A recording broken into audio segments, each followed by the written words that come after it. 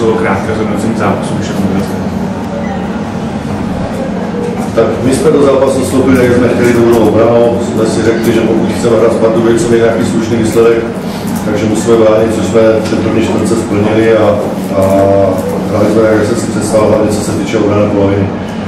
V té druhé čtvrtce samozřejmě Pardubice trošku přitvrdili v obraně, začali hrát cvičovat všechno úplně, aby jsme na to nemohli najít chvíličku nějaký recept a s tím, že když se nedařilo v útoku, tak samozřejmě jsme ztratili tu koncentraci v obraně a Pardubice si šli přes nás. Nicméně v druhém poločase bylo dolů před klukama, protože opět jsme se hlavně naši trpělivou hrou obraně vrátili do zápasu a trojkama Hukra, který se chytnul v té třetí nebo čtvrtině jsme šli přes Pardubice a měli jsme nárok i víc, si myslím, i přes ně. Nicméně Hooker se vyfauloval, což si myslím, že byl dost podstatná věc do koncovky zápasu, kde rozhodla potom dle mého soudu trojka Vola, kterému se šťastně urazil balón a samozřejmě neporozumění jsme řekli na tématu, že cvičujeme všechny balónové clony a jelikož tady máme nové hráče, jak jsme cvičili clonu mezi hráči 1-3 nebo 2-3, nevím přesně, a dostali jsme jednoduchý kož a bylo po zápase. Nicméně přeskákali jsme Pardubice a hráli jsme to dobro, takže z mojej strany dobrý zápas našich nebo mojich klubů. Děkuji, prosím, komentář máte na Ručana Víčského. Zapojte se pogratulovat Ručana Víčského. Ďakujem pekne.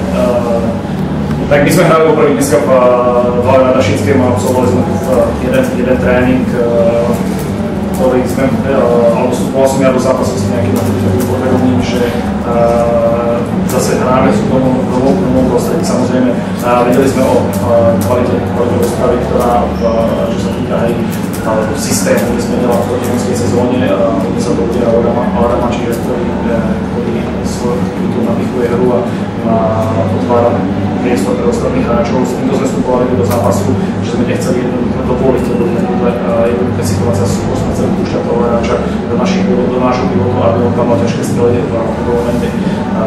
Nám sa to až tak, myslím si, z toho systému podarilo. Často sme postupovali z pozícií cez silné strany. Dovolili sme niektoré jednoduché trojky, čo sa týka toho vetra. A druhý problém ja vidím z pohľadu našej hry na obrannom postupu. To, že Cukra príklade ako 6 strašne malo bolo situácii, kedy sa staráš tak ďalej od koša, kedy si myslím, že to je obranný postup v smere našej sile, ktorú máme plnú postavení, takisto aj na silových krídlach, tak je dneska si myslím, že náš extrémne moc, a to si myslím, že postavu držal v zápase do druhej situácie. Zase na druhou stranu z pohľadu obrany ešte by som chcel vyzvihnúť to, že aj pri takomto počte striel sme dneska mali dobrú komunikáciu, že sme dokázali to udržať na takto nízkom percentu, 30% z pozície Ostravy. Si myslím, že naše obrany dobré číslo, ktoré by mohli, aby sme dokázali aj v takýchto situáciách, keď nám sa na útočnej polovine nedarí, kde sme mali extrémne moc jednoduchých striel spoza trojkového bolu v útornom priestore sme nedali jednoduché layupy, takže si myslím, že to nás musí zdobiť do ďalšej práce, aby sme sa ukázali práve na takže za mňa určite cenné víťazstvo, pretože keď sa vám útok nedarí a viete, že tým sa môže prejsť, tak je to nám pozitívne. Děkuji, krátky komentář. No, jak vlastně říkal už náš trenér, my chceme letos stavět na obrany, což se nám teďka v tomto zápase povedlo proti Pardubicím. Určitě sice jsme tak dneska prohráli 4 body, ale já bych se viděl jenom pozitiva, protože jsme vlastně nový tým a můžeme vlastně si prezentovat na naši obranu, dostat 70 bodů, má Pardubic je podle mě výborné.